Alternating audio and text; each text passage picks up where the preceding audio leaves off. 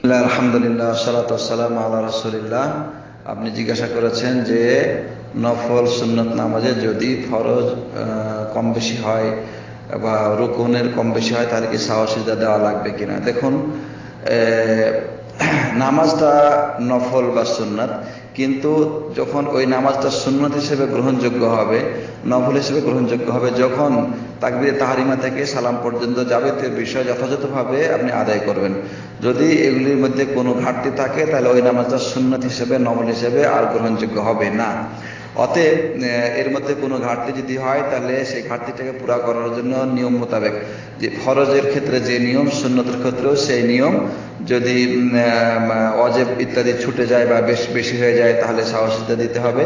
অনুরূপভাবে কোনো রুকন ছুটে গেলে অথবা বেশি হয়ে গেলে, ছুটে যাওয়ার ক্ষেত্রে ওটা আদায় করতে হবে, করে সাওয়া সিজদা করতে হবে। বেশি হয়ে গেলে তার জন্য সাওয়া সিজদা করতে হবে।